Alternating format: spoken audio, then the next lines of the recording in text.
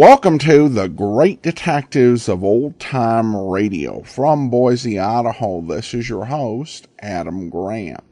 If you have a comment, email it to me, box13@greatdetectives.net. Follow us on Twitter at Radio Detectives and become one of our friends on Facebook, facebook.com/Radio Detectives.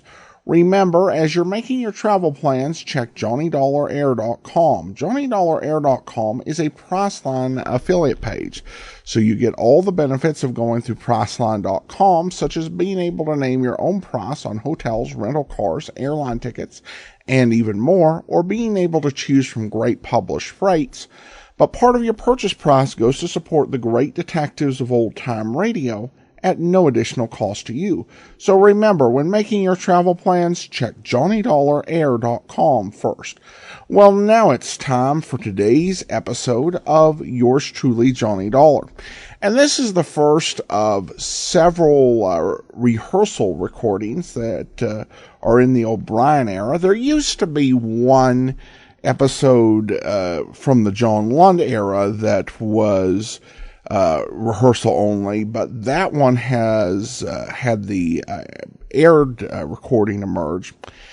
This one, we won't have the commercials or the music, but the dialogues and story should all be complete. So let's go ahead and take a listen to the rehearsal for the program that aired March the 21st of 1950. And this is The Man Who Wrote Himself to Death. From Hollywood, it's time now for Edmund O'Brien as Johnny Dollar. Mr. Dollar, this is Miss Ramey, Legal Department, Britannia Casualty and Life. Oh, yeah, Miss Ramey. Thanks for calling back. I just wanted to get something straight. If a murderer is executed, does his policy pay off? Well, that's an unusual question. As far as I know, yes, but we've never faced a situation. Well, put on your makeup. It's liable to happen any minute. Edmund O'Brien in another transcribed adventure of the man with the action-packed expense account, America's fabulous freelance insurance investigator. Yours truly, Johnny Dollar. Expense account submitted by Special Investigator Johnny Dollar to Britannia Casualty and Life, Hartford, Connecticut. The following is an accounting of expenditures during my investigation of Stuart Palmer, the man who wrote himself to death.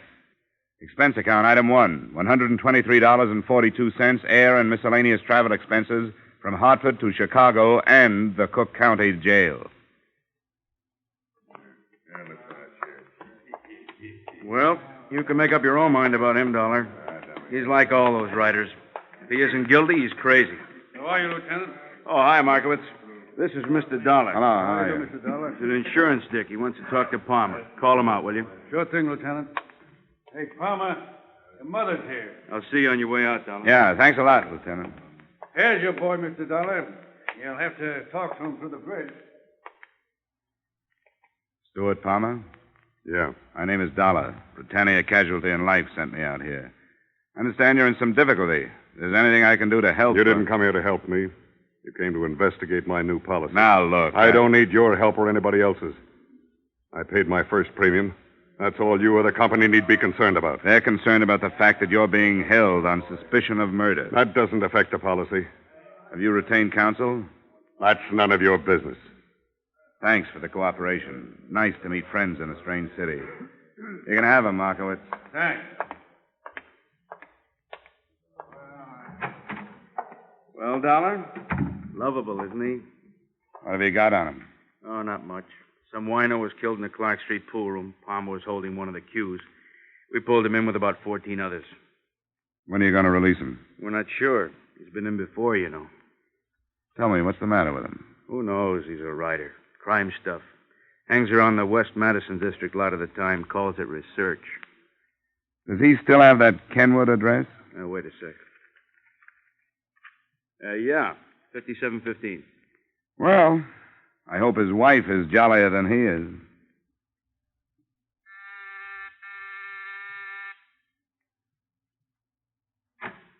Oh, Mr. Martin, I'm sorry. I thought you were somebody else. I am. My name is Dollar. I'm an insurance investigator. Well, I'm sorry. We have all the insurance we can use. I said investigator. I want to talk to you about your husband. Oh, come in. Why do you do this to him? I know why. It's like he says. You're all after him. You don't like him because he's a genius. You don't understand him. You'll never understand Now, him. wait a minute. You can try all you want to. As Stewart says, when one human being does something better than another human being, that's when they attack him. Well, go ahead. Look, Mrs. Palmer, I'm on your side. I'm not the police. Oh. Now, why don't you sit down? I'll explain the whole thing to you. Come on. That's better. Now, your husband took out a $100,000 life insurance policy last week. Well, there's certainly nothing wrong with that. Mrs. Palmer, please. This week, your husband is arrested on suspicion of murder. There, now, you see? You don't know anything about him, and already you're accusing him of the most awful thing. I am not accusing him of anything, Mrs. Palmer. I'm just trying to help. I talked with your husband a little while ago. He wasn't very cooperative. I'd hoped you would be. Well, you put him in jail, and then you expect him to be cooperative. Does he have a lawyer? Yes, of course, Mr. Martin. That's who I thought you were. Well, how does Mr. Martin feel about this? But he's been very nice. Stewart isn't worried. Stewart knows that Mr. Martin can spring him any time he wants to. I see. What does your husband write? Books? Well, he used to write for the radio. But as he says, it's a very limited medium. So one morning he went to his agent and tore that contract up right in his face. And that very day he started to write his play. 140 pages. Uh-huh. With real people in every scene. He took every one of them from life. Is the play about crime? How did you know that? Well, I met your husband doing a little research in jail. Well, they put him in jail because they don't understand. As he says, they don't put a doctor to bed in a hospital because he's doing research on a dangerous disease. People don't know good from evil. That's what's wrong. They're afraid of the truth, and that's what Stewart writes. He practically lives with his subjects. Criminals? Yes, he studies them. Nobody can write believably about something unless they're familiar with it. That's the sacrifice he makes. You don't get to see much of him, do you? Well, his work is infinitely more important than I am. But as soon as his play is produced, we're going away together. Atlantic City or Bermuda. The manuscript has been in New York for 6 months now, so it shouldn't be long before he hears. What has your husband's income been for the past 6 months? Well, there hasn't been much.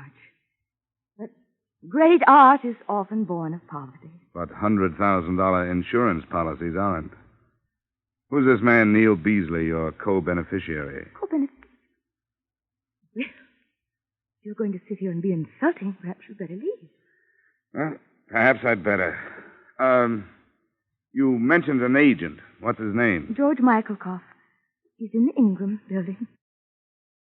Crazy. The guy is crazy. You can't do business with a guy like that. Art, he talks. Everything's got to be art. Spends his time with bums, and he calls it art. Hasn't he done anything for 6 months, Mr. Michaelkoff? Not with me. Well, let's face it. Not with nobody. You know, he could have been a good writer, this boy. But he was too arty, not commercial. Then, boom, he's got to write a play. And where is it? Probably in the bottom drawer of Hallstein's desk. And it's going to stay there. Here's a copy. Take it along and read it. Thanks. What about this research he does? Research? Is that what he told you? I had to go down to the county jail and bail him out. Twice. That's what washed me up. Someday they're going to catch him with the goods on him. You know, maybe it started out to be research, but it ain't now. Well, how did it start? With a guy named Neil Beasley. Neil Beasley? Oh, you heard of him, huh? Yeah. Yeah, that's the boy. He took Palmer under his wing, and that's where he still is. I don't know. Maybe he can't get out. Beasley came up to the office with Palmer once. What a character. Where does this Beasley hang out, do you know? Who knows? Nasty neighborhoods. Expense account, item 2, 80 cents, cab fare to a nasty neighborhood. After a lot of questions and bad bourbon, I came across a character who called himself Roscoe. Roscoe was the walking who's who of the district. When I mentioned the name Beasley, he swallowed his drink, wiped the back of his hand over his mouth, and leaned over the table toward me. Beasley. Let's see. Beasley. Come on, here. Here's something to stimulate your memory. Oh, yes, of course. Beasley, Neil Beasley. Been a friend of mine for years. Slipped my mind. Getting old. Beasley was born in Cincinnati of well-to-do parents. They say he attended Harvard, but perhaps it's only a story. You know how stories start. Skip the history. Where can I find him? Any number of places. If the racetrack was open, you'd find him there, but the racetrack ain't open. There is his place of residence. Where is that? I don't know, but he must live somewhere. Obviously. What would you suggest? You familiar with the Atomic Tavern up the street? Oh, I'm a stranger in town. Peoria? No. You have the face of a Peoria salesman. I don't know, something in the eyes. Yes, well, the Atomic Tavern up the street. Thanks, Roscoe. You never did say where you were from. Hartford, Connecticut. If you're ever in town, look me up. 4 blocks away, squeezed between a delicatessen and a shoe parlor, I came upon the Atomic Tavern. It exploded just as I arrived. Yeah, and stay out. That's no name to call a lady. Oh, come right in, sir. Come in. Anybody with a civil tongue is welcome, sir. Thanks. Yeah, boys. Neil Beasley around? Eh? Who wants him? His name is Johnny Dollar. I'm a friend of Stuart Palmer's. Well, you tell him that. He's at the back table there. All right, boys, come on. What you have? Don't bother me. And he didn't bother me anymore. Your name, Beasley? Mr. Beasley. Who are you? Mr. Dollar. What's your business, Dollar? Insurance, investigation end. Can I sit down? I'm working for a company that holds a policy on the life of Stuart Palmer. Insurance racket. I wonder how it started. I suppose somebody back in Rome bet Julius Caesar 10 drachmas he wouldn't live through the 15th of March and won. What do you want with me? Well, I'm looking for somebody who'll make some sense. Maybe you're it. I understand you're Palmer's beneficiary. That's right. He's a good boy. Yeah, but he's not a good risk. The company insures a radio right. I come out here and learn he's a petty criminal. What's your problem, Dollar? Why don't you cancel the policy? Well, I will if I can. Tell me, what got him started? Well, put yourself in his place. He spends a lot of time around here learning so he can write good stuff.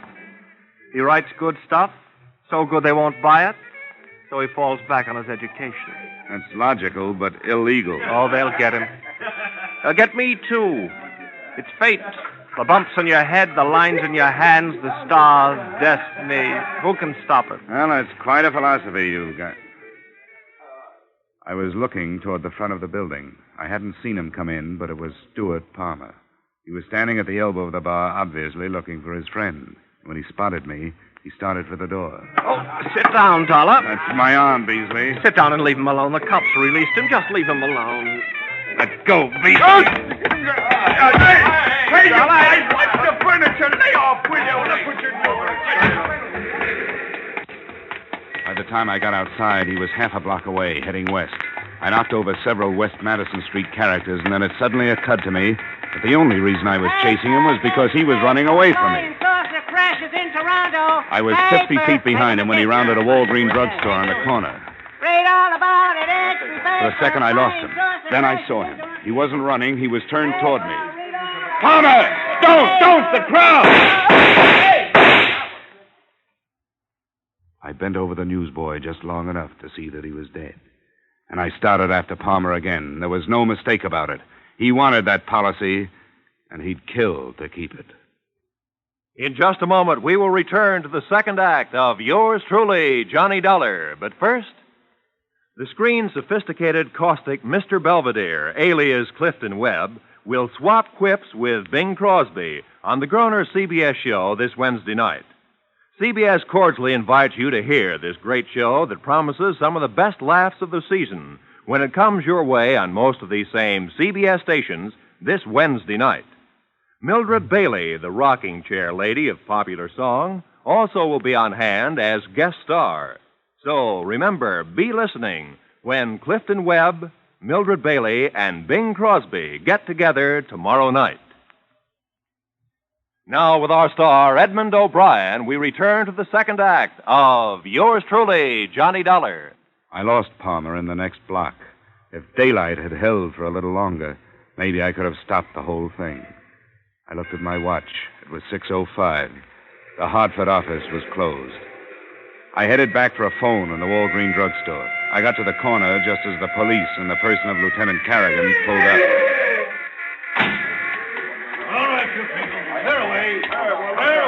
Dollar! What the devil are you doing here? Look at that kid, Carrigan, lying there. If you hadn't let that maniac out, the boy would still be hawking his papers. Hey, wait a minute. Back off. What are you talking about? Who do you think did it? Palmer. Palmer? Are you sure? Yeah, he was shooting at me. What'd you let him out for? Oh, look, Dollar, there are laws. I told you earlier we didn't have much on him. He was clear. Well, he's sure not clear on this one. Huh. Kid only had 3 papers left. I think you better tell me what happened, Dollar. Well, let's move away from here. Yeah. Oh, hey, folks, why don't you go home? Come on, move, huh? I don't know what there is about people. They're just glad it wasn't their kid. Well, here's the tale. I came down here to find a guy named Neil Beasley, a friend of Palmer's. Palmer showed up in the joint. When he saw me, he made a dash up the street. I took out after him, and when I got to the corner, he opened up. The kid was standing next to me. After the gunfire, I went after Palmer again. Believe me, I wish I'd caught him. Yeah. Sergeant? Yes, Lieutenant. Put out a general on Stuart Palmer. All the dope's in my office. Yes. Why would he want to kill you? That's a $100,000 question, Lieutenant. I'll be in the drugstore. Gotta make a phone call.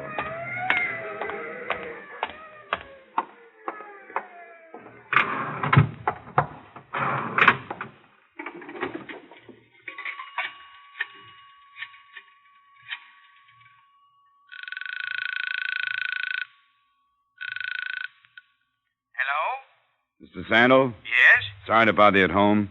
I'm on the Palmer case out of your Hartford office. Oh, yes. Mr. Dollar, isn't it? That's right. How are you making out? Well, things couldn't be worse. Your only move is to cancel the policy, sir. How soon can you do that? On good grounds. Well, I couldn't get word from the East until tomorrow afternoon at the earliest. Well, if you can't do it tonight, just forget the whole thing. Well, I don't understand. Well, the police have put out a general alarm for the policyholder, dead or alive. And the odds are on the bad side. All right, Dollar. I'll do what I can. I'll get on the phone to Hartford as soon as I hang up. Good. I won't keep you waiting. Bye. Expense account item 4. $1.80 cab fare back to Mrs. Palmer's apartment.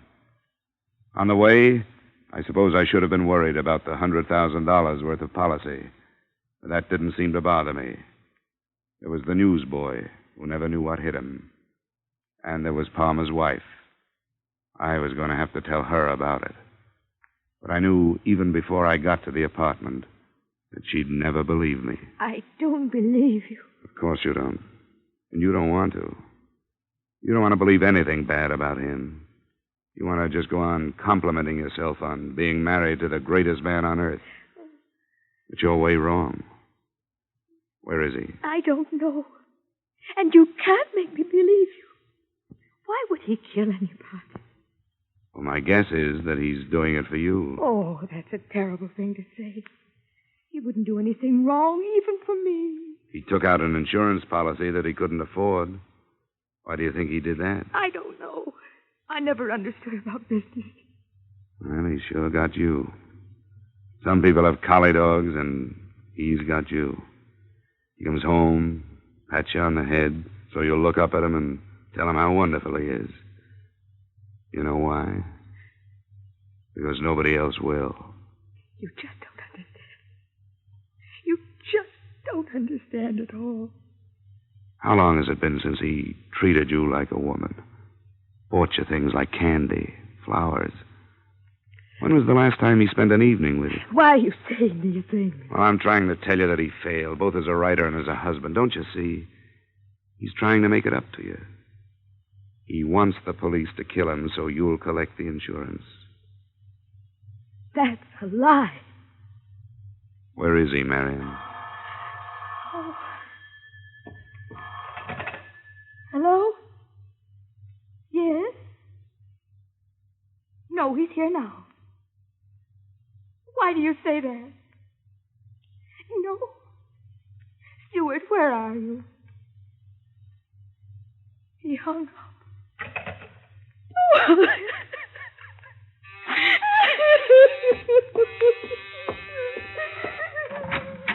Well, look who's here.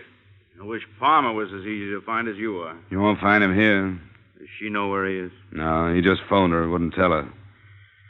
Well, looks like a long night. Yeah. For her, too. Mind if I ride back to the Madison district with you?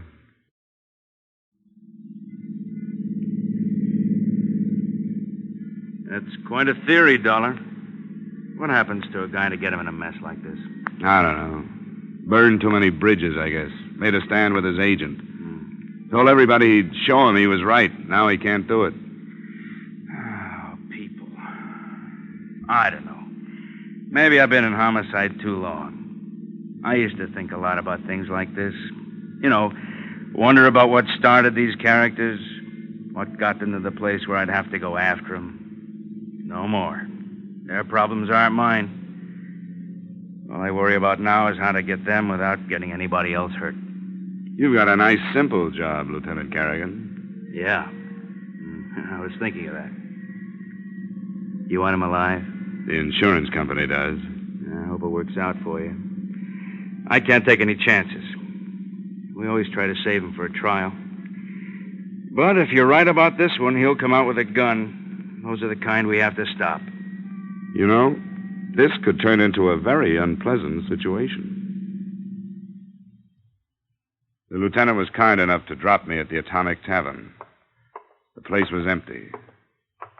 The sirens had frightened most of the clientele out of the precinct. All except one. He sat in the same position, at the same table, with what looked like the same glass of beer. Hello, Beasley. Mr. Beasley. I was expecting you. Sit down. Thanks. How's the insurance business? Well, sometimes we sell too much. You know where Palmer is? Surely, always know where Palmer is. He tells me things he wouldn't tell anyone else. You may not care, Mr. Beasley, but you just made yourself an accessory to insurance fraud. Not unless I tell the police where he is. And then your company is out the $100,000. And you're in 10. I'll tell you the truth. I don't want that money. I don't want a penny of that money. Looked good at first. He wanted to give his wife a break, offered me $10,000 to help him out. How did you help him out? Well, take right now, for instance. I could have tipped the cops twice a minute since it happened. In fact, I was supposed to. Cops would have killed him. Wife and I would have collected our money. But I can't do it. Isn't it a little late for Boy Scouting? No. No, not if you could talk him out of it. Where is he? No cops. No cops. Just as soon as I finish my beer. We walked down Halstead with the red streetcars rumbling by and the fruit trucks and the chicken wagons. I didn't notice the name of the street we turned west on, but a block and a half later, we stopped, 2 doors away from a basement barber shop. Well, that's where he is. You're crazy to go in there. Are you staying out here? No, I'm going in.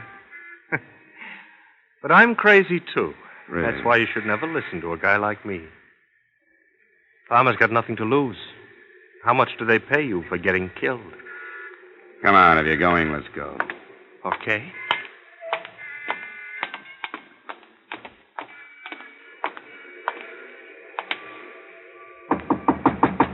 Farmer, it's Beasley. Let me in.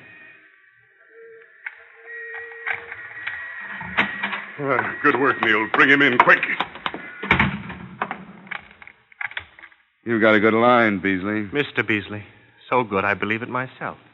What's that supposed to mean? Oh, Palmer, it's a bad deal all the way around. What do you want to do, make history? You won't go down in any books. What's got into you? You helped me lay out the whole thing. Oh, yes, it looked good, but it won't work. He's right, Palmer. It won't work. I put through a cancellation request on your policy. But it hasn't gone through yet. If it had, you wouldn't have come in here. It's no good, Palmer. Even if it doesn't come through, they'll fight it in court after you're dead. We've got too much against you. How far will they get without your testimony? You aren't going to be around to give it. Well, that's no good either. If you kill me, that'll clinch it. Oh, come on. Use your head, Palmer. You've got a chance. The newsboy is only a second-degree rap. There was no premeditation. You're trying awful hard to save that company of yours $100,000.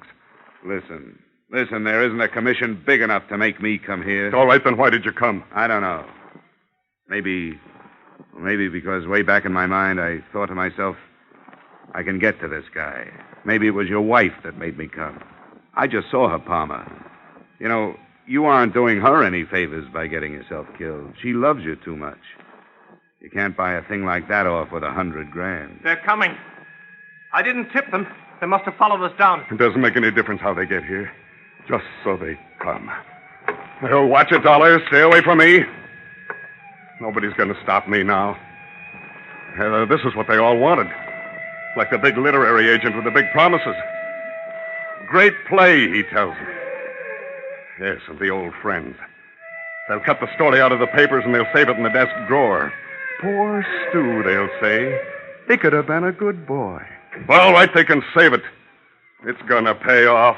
That's what counts. It won't pay off, and you know it. The only guy that wants it this way is you, because you haven't got the guts to go on. Palmer, we know you're in there. We'll give you 30 seconds, Palmer.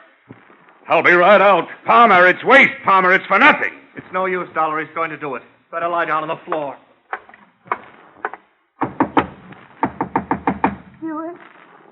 Stuart, are you in there? Marion, get away from here. I want to talk to you, Stuart. Open the door. Oh. Come on in here. Marion, what are you doing here? I'm with the lieutenant. Don't do it, Stuart. I don't want money that way. Wait a minute. Did they make you come in here? No, I wanted to go. Don't do it, Stuart. Please. Goodbye, Marion. Stuart, don't go. Stuart, come back. Let go of me. Stuart! Get down on the floor. No! Come on, No! get down. There's nothing you can do. Stop, Palmer. Stop.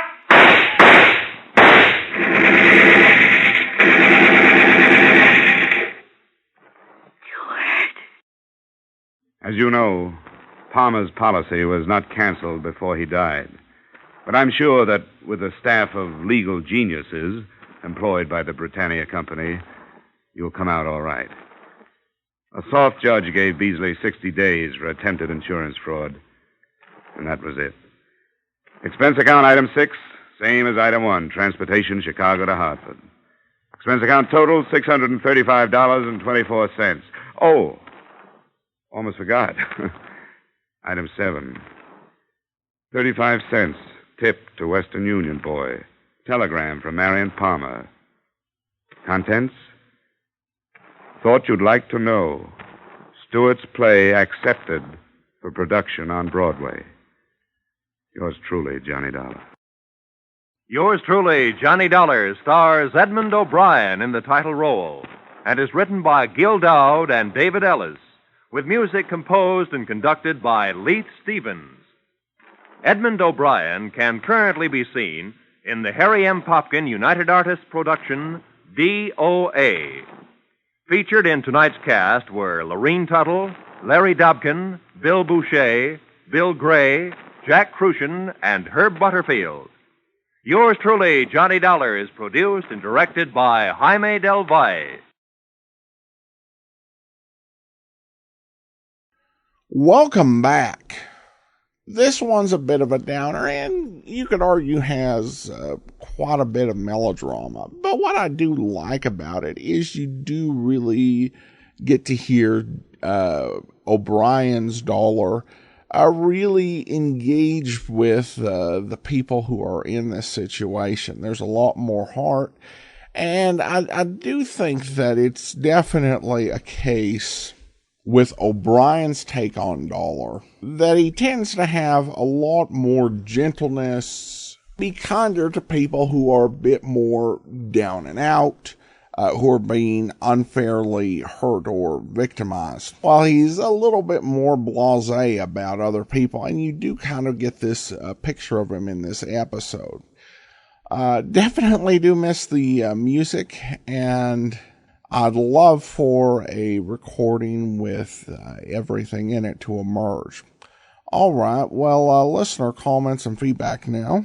Denise writes simply, I love Johnny Dollar, more please. Well, I'm glad you're enjoying the series, and we definitely have much more to come in the months and years ahead. I do want to go ahead and thank our Patreon supporter of the day. Thank you so much to Renee. Renee's been one of our Patreon supporters since November 2015, currently supporting us at the rookie level of $2 or more per month. Thanks so much for your support, Renee. And that will actually do it for now. Join us back here tomorrow for Dragnet. Next Friday, another episode of Yours Truly, Johnny Dollar. In the meantime, send your comments to box13@greatdetectives.net. Follow us on Twitter at Radio Detectives and become one of our friends on Facebook, facebook.com/Radio Detectives. From Boise, Idaho, this is your host, Adam Graham, signing off.